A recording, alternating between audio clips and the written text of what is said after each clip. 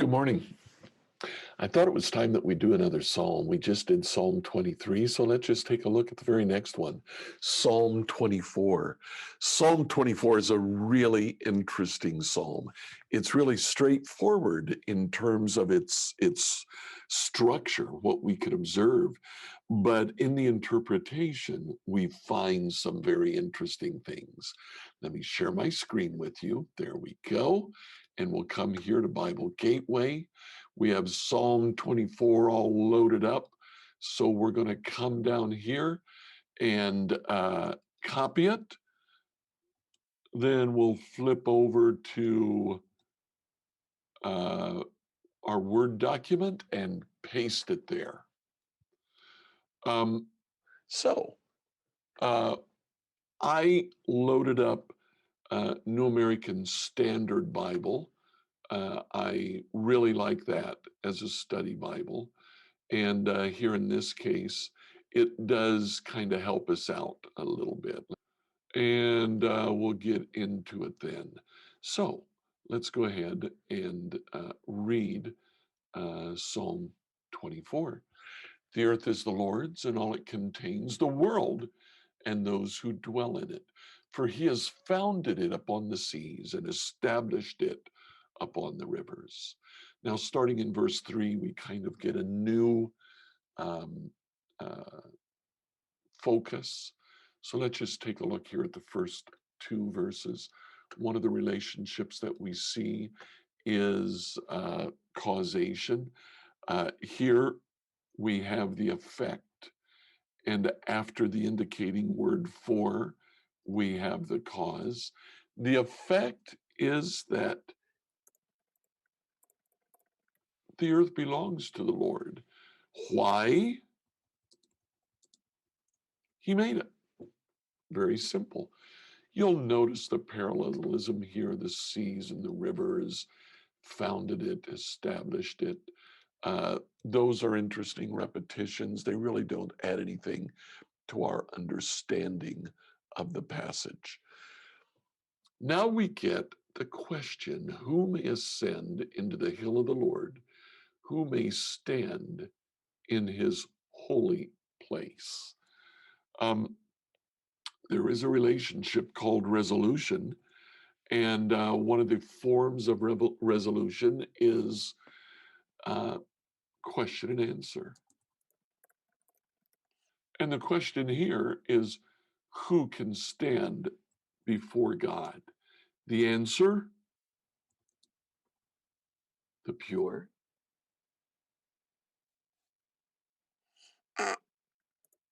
Who hasn't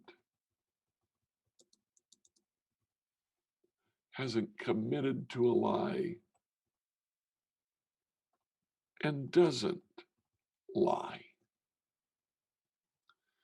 Now, this also is just a little bit different.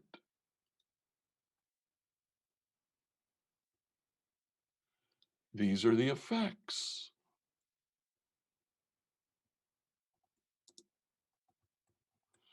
He'll receive a blessing from the Lord and righteousness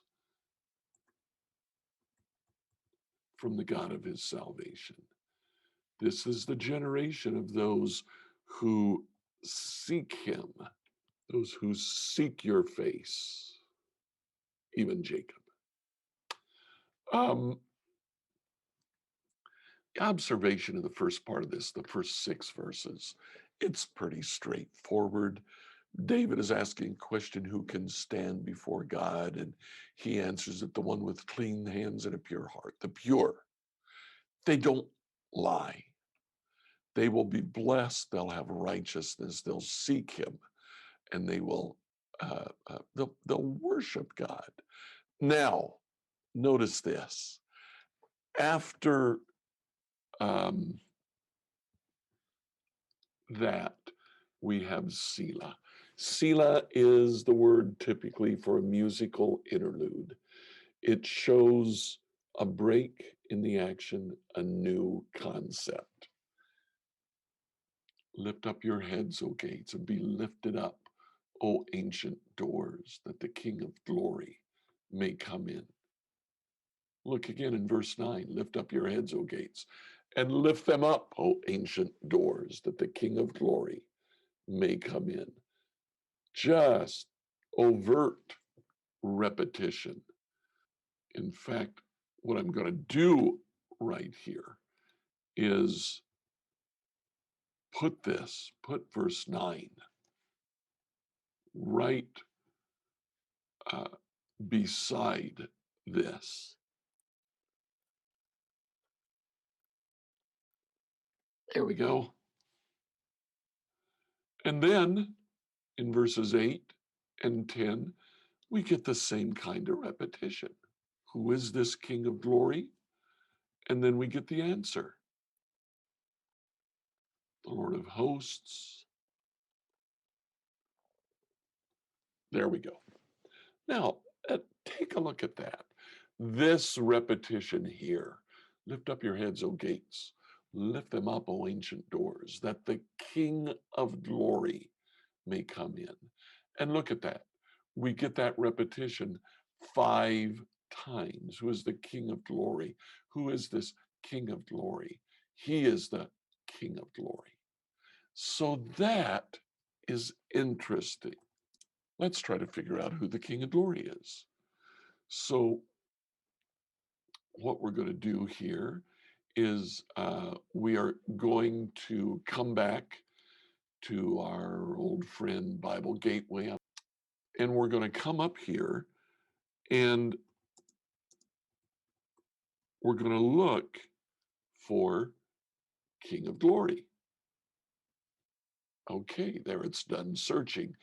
Now you remember you put the quotation marks around it. If you don't, you'll get all of the verses in the Bible where the word king and the word of and the word glory occur. But that's not what we want. We want the phrase King of Glory. We see 5 results, and guess what? The 5 results, Psalm 24, 7, 8, 9, and 10. Psalm 24 is the only place where this phrase occurs. So that didn't help us very much. So let's go back up and let's look at the individual pieces of it. Now we could look up the word king, but thinking about it, what we're going to get is King David, King Saul, King so-and-so, King Solomon, not references to God. So let's look up glory. What we find are 339 times. Look over here on the right-hand side, and you'll notice that the word glory only occurs once in the book of Genesis. One in Genesis 49. Let my soul not enter into their council. Let not my glory be united with their assembly. This in Genesis 49 is Jacob, Israel, talking to his sons when he blesses his sons Simeon and Levi, who, if you remember, avenged the rape of their sister Dinah by attacking the village and slaughtering everyone in the village. Jacob says, may my soul never enter into their council. Let not my glory be united with their assembly. Interesting, keep that in mind.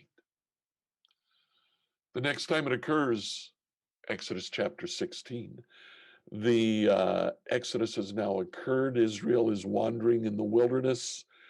This large group of people has nothing to eat, so they complain to Moses. Moses says, the Lord will give you bread and meat. And he says, in the morning you'll see the glory of the Lord, for he hears your grumblings. And then the next morning, it came about as Aaron spoke to the whole congregation of the sons of Israel. He looked to the wilderness.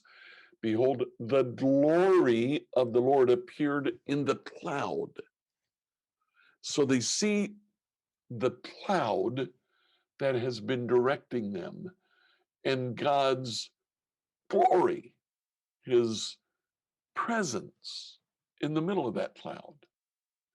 Exodus chapter 24, after God gives the book of the law to Moses, the glory of the Lord rested on Mount Sinai, and the cloud covered it for 6 days. The glory of the Lord is his presence. To the eyes of the sons of Israel, the appearance of the glory of the Lord was like a consuming fire. Exodus chapter 28, make holy garments for Aaron your brother for glory and for beauty. This doesn't appear to be a reference to God's presence, just to the word glory. Same thing a few verses later. But when we come to Exodus chapter 29, in the context here, God is going to ordain the priests. And in verse 43, he says, I will meet there in the tabernacle with the sons of Israel, and it will be consecrated by my glory, by my presence. Exodus chapter 33, Moses, fed up with the children of Israel, comes to God and says, I pray you show me your glory. And a few verses later, God says,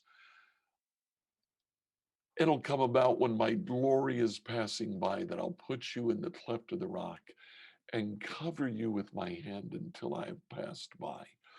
God literally says, you can't see my glory and live, but I'll put you in a concave part of the rock. I'll cover your eyes with my hands, and then I'll walk by and I'll take my hand away. You'll see my backside. Moses sees God's glory.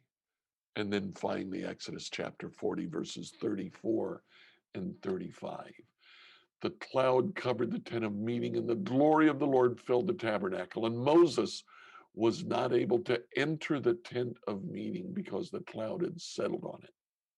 The glory of the Lord filled the tabernacle. Glory is God's presence. Now, if the King of Glory is a reference to the presence of God, if we go back up here into the Psalm, what do we see? First thing that David says is the earth is the Lord's and all it contains. Everyone everywhere is under God's control. Then he says, who may ascend to the hill of the Lord and who may stand in his holy place? Only the pure who don't lie. They'll receive blessing and righteousness. They'll seek him and they'll worship him. Then David says, lift up your heads, O gates. Be lifted up, O ancient doors, that the King of Glory may come in. What ancient gates? What ancient doors?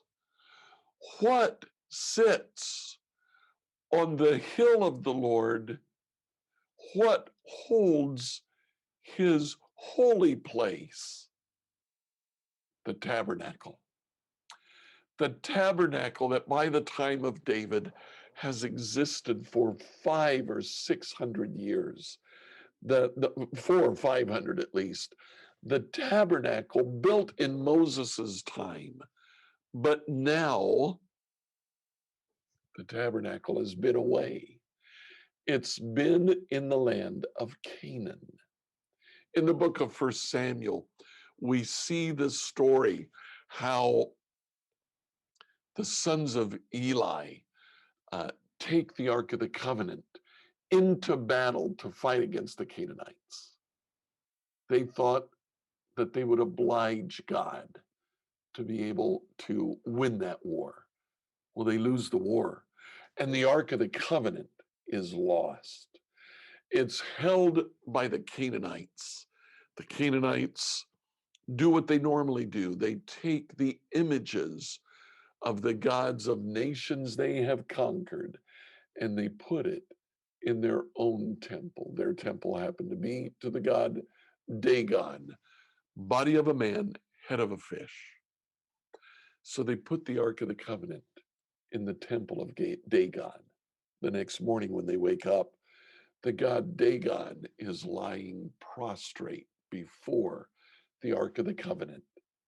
They say, we can't have that. So they pick their image up, they put it back in its place. The next morning when they wake up, the body of the god Dagon is prostrate before the Ark of the Covenant. The head has been knocked off and thrown outside the temple. They start moving the Ark of the Covenant. They move it to different towns. Every town that it inhabits is cursed with a plague. Finally, they call Israel and they say, you can have your ark back. Moving the ark back, they move it along, but it totters on the ox cart that it's on. A man reaches up to steady it, and he's struck dead. David looks around, he sees the home of an Israelite. He says, let me put the Ark of the Covenant in your home. He says, okay, go ahead. They put the ark in his home. The man and his family move out. He lives somewhere else. He is blessed during the time that the Ark of the Covenant is in in his home. But David wants the Ark of the Covenant to be in Jerusalem. So he sets up the Ark of the Covenant, the Tabernacle on the hill of the Lord, organizes the holy place, and then he brings the Ark of the Covenant back. This psalm is David talking about bringing the Ark of the Covenant back. Lift up your heads, O gates, be lifted up, O ancient doors, that the King of glory may come in. God's glory is to go through the ancient doors, to go through the gates of the tabernacle and occupy the holy place. Who is the King of glory? The Lord, strong and mighty. The Lord, mighty in battle. The Lord of hosts. The Israelites took the Ark of the Covenant into battle. The Israelites lost that battle, but the Ark didn't. God didn't. He was still in charge. He was still the owner of the world and all who dwelt in it. He founded it on the seas, on the birthplace of the god Dagon. That was God. He made it. He was in control. So the Lord strong and mighty, the Lord mighty in battle, the Lord of hosts. He is the King of glory. What an interesting psalm. At first reading, you'd never guess that this was about bringing the Ark of the Covenant back to the tabernacle before Solomon's temple. But that's what it is. David was so overjoyed that he sat down and he wrote a psalm. Who stands before God today? No different. The pure. Those who worship God standing before him in his holy place.